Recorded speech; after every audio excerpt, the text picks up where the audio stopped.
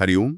सनातन podcast में आपका हार्दिक स्वागत है। हम अपने रामचरितमानस श्रृंखला को आगे बढ़ाएंगे। पिछली चर्चा में हमने देखा था कि कैसे विभीषण जी रावण को त्याग कर प्रभु श्री राम की शरण में आए, और प्रभु ने मतलब शरणागत वत्सल प्रभु ने उन्हें तुरंत स्वीकार कर लिया। बिल्कुल।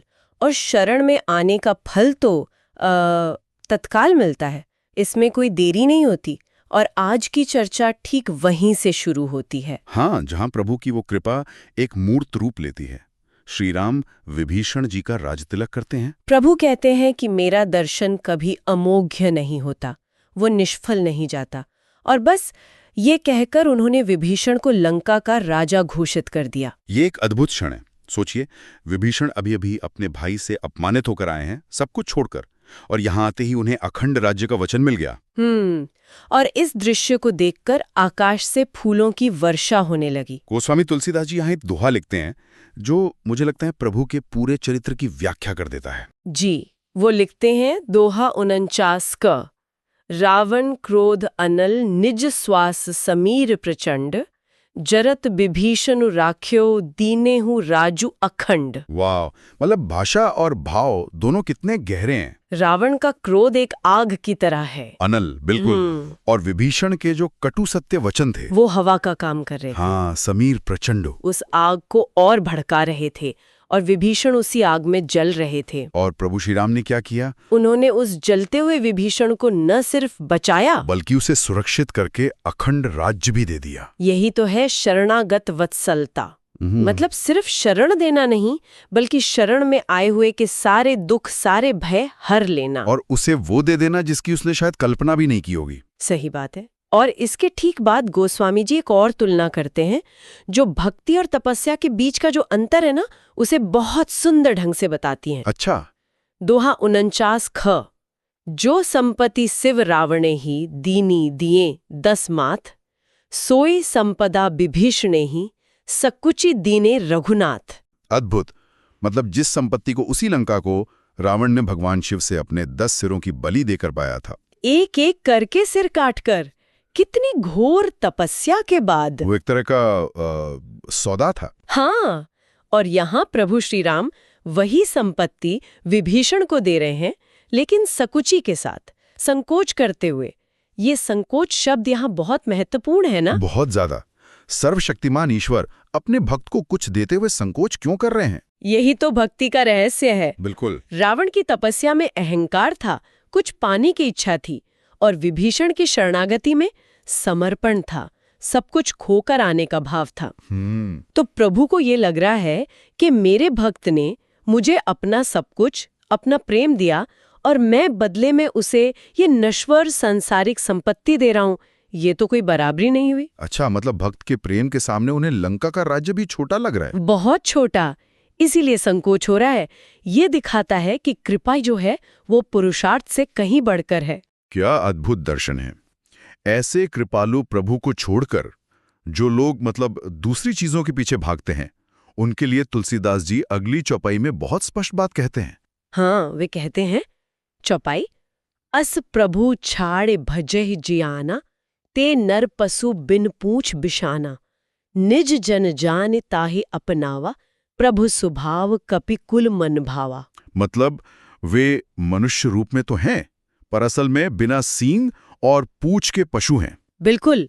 प्रभु ने विभीषण को अपना जन, अपना सेवक जानकर अपना लिया, और प्रभु का ये स्वभाव, ये करुणा देखकर पूरी वानर सेना का मन आनंद से भर गया। उनका अपने स्वामी पर विश्वास और भी पक्का हो गया होगा। निश्चित रूप से। तो अब विभीषण जी को अपना लिया गया, उन्हें राजा भी बना दिया, लेकिन एक बहुत बड़ी मतलब एक प्रैक्टिकल चुनौती सामने थी। हाँ, लंका पहुंचना कैसे है? बीच में 100 योजन का विशाल गहरा समुद्र था। और तब सर्वज्ञ प्रभु श्री राम, जो मनुष्य रूप में लीला कर रहे थे, वे नीति की रक्षा करने वाले वचन बोलते हैं। सही कहा। वो चाहते तो एक संकल्प से समुद्र सुखा सकते थे, पर वो मर्यादा पुरुषोत्तम है। वो हर काम को नीति और धर्म के अनुसार करके एक उदाहरण प्रस्तुत करना चाहते हैं। इसलिए वो अपने साथियों से सलाह करते हैं। हाँ, वे कहते हैं, चौपाई, सुनो कपीस, लंकापति बीरा, केही विधि तरिय जलधि गंभीरा, संकुल मकर उरग झष जाति, अति अगाध दुस्तर सब भांति। वे सुग्रीव और नए नए लंकापति बने विभीषण से पूछ रहे हैं कि हे वीरो सुनो, इस गहरे समुद्र को कैसे पार करें। ये मगर, सांप और भयानक मछलियों से भरा है।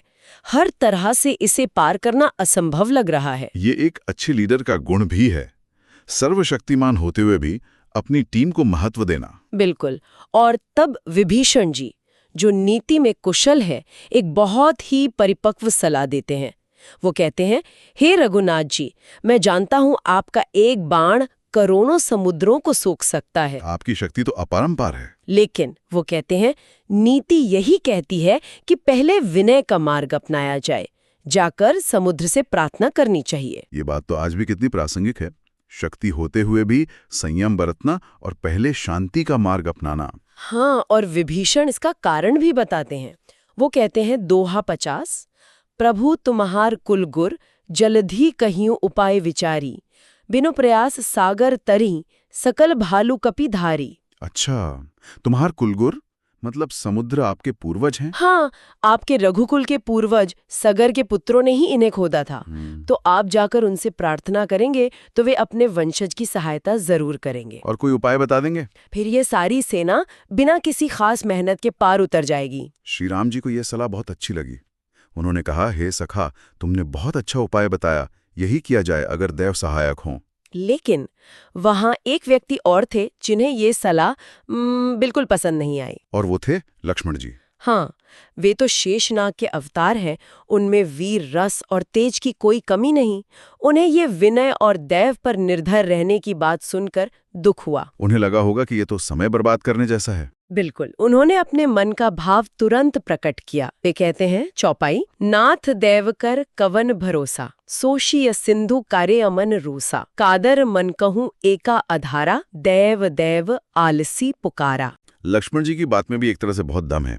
वो कह रहे हैं, हे नाथ, देव का क्या भरोसा, वो तो अनिश्चित है। आप तो मन में क्रोध कीजिए और इस समुद्र को सुखा डालिए। हाँ, देव देव तो कायर और आलसी लोग पुकारते हैं, पुरुषार्थी तो अपने बल पर विश्वास करता है। यहाँ हमें दो अलग अलग दृष्टिकोण दिखते हैं। विभीषण और राम नीति धर्म और धैर्य के पक्ष में है, और लक्ष्मण, वो तुरंत एक्शन, पराक्रम और परिणाम चाहते हैं। और एक सफल अभियान के लिए दोनों ही जरूरी हैं। लक्ष्मण की चिंता भी अपनी जगह सही है, सीता जी हर पल कष्ट में है। तो प्रभु ने स्थिति को कैसे संभाला? उन्होंने लक्ष्मण को डांटा नहीं? बिल्कुल नहीं। श्री रघुवीर हंसकर बोले। उन्होंने कहा, हे भाई, करेंगे तो अंत में ऐसा ही जैसा तुम कह रहे हो, पर मन में थोड़ा धीरज रखो। वाह, मतलब उन्होंने लक्ष्मण के पराक्रम का सम्मान भी किया और नीति के मार्ग को छोड़ा भी नहीं। यही तो एक महान नेता की पहचान है, सबको साथ लेकर चलना। ऐसा कहकर छोटे भाई को समझाकर प्रभु श्री रघुनाथ जी समुद्र के तट पर गए। और वहां जाकर उन्होंने पहले समुद्र को प्रणाम किया, फिर किनारे पर कुश का आसन बिछाकर विनयपूर्वक बैठ गए, अनुनय करने के लिए। तो एक तरफ ब्रह्मांड के स्वामी एक याचक की तरह समुद्र के किनारे बैठे हैं, और ठीक इसी समय लंका में कुछ और ही चल रहा था। हाँ, जैसे ही विभीषण लंका से निकले थे, रावण ने उनके पीछे अपने गुप्तचर भेज दिए थे। अच्छा, दूत। हाँ, वे वानर का वेश बनाकर राम की सेना में घुस आए थे और सब कुछ देख रहे थे। पर उन्होंने वहां देखा क्या? उन्होंने हथियारों और योद्धाओं से भी ज्यादा प्रभावशाली चीज देखी। उन्होंने प्रभु राम का स्वभाव देखा। उन्होंने देखा कि कैसे रावण द्वारा अपमानित होकर आए शत्रु के भाई को प्रभु ने गले लगाया और तुरंत लंका का राजा घोषित कर दिया। उन्होंने शरणागत पर प्रभु का वो असीम स्नेह देखा। तुलसीदास जी लिखते हैं, दोहा 51, सकल चरित तिने देखे, धरे कपट कपि देह, प्रभु गुण हृदय सराहहि, शरणागत पर नेह। मतलब वे अपने शत्रु के गुणों की मनी मन इतनी प्रशंसा करने लगे कि अपना काम ही भूल गए, अपना कपट वेश भूल गए। हाँ, उनकी देह तो वानर की थी, पर उनका हृदय अब राम का भक्त हो चुका था। यही राम के चरित्र की शक्ति है। वो इस शस्त्रों से नहीं, अपने स्वभाव से जीतते हैं। तो फिर वानरों ने उन्हें पहचान लिया? बिल्कुल, उनके हाव भाव बदल गए।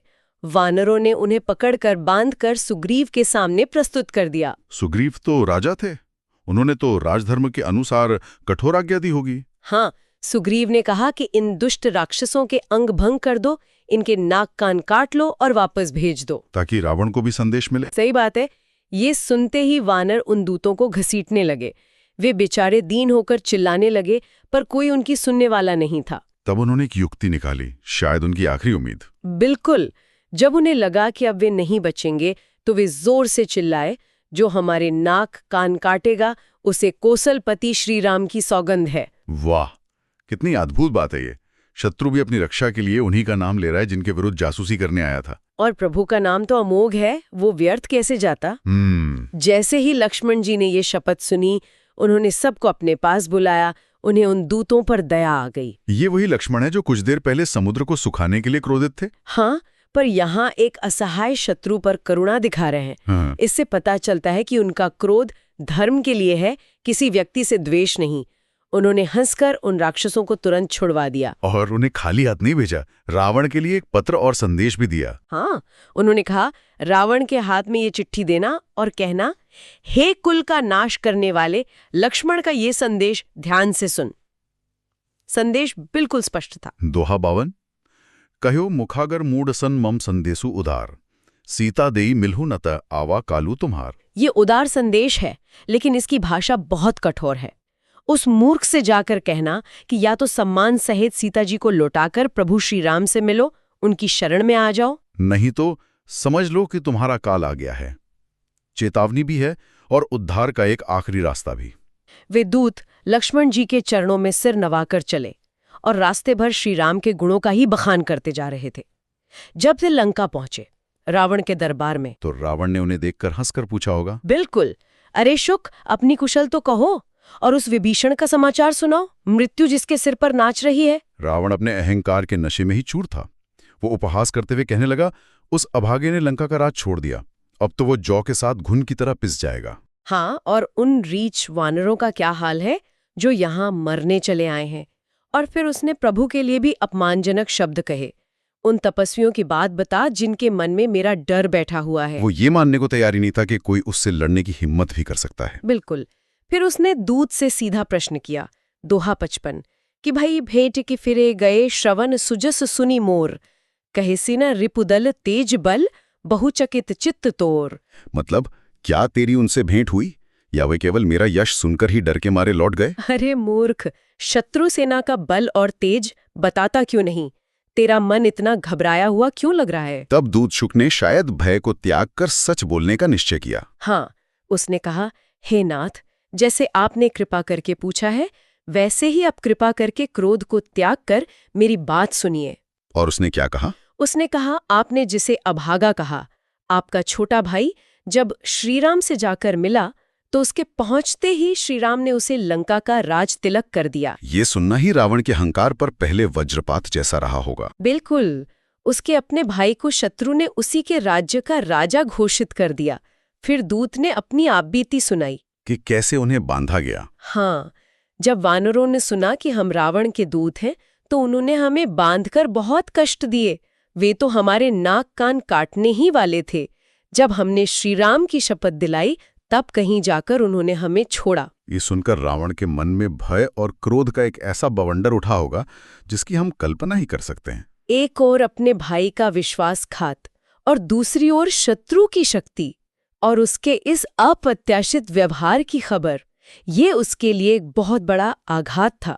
तो हमें आशा है कि आपको हमारी आज की चर्चा पसंद आई होगी। सनातन धाम से संबंधित ऐसी ही और चर्चाओं के लिए हमारे चैनल को अवश्य सदस्यता लें। धन्यवाद। जय श्री राम।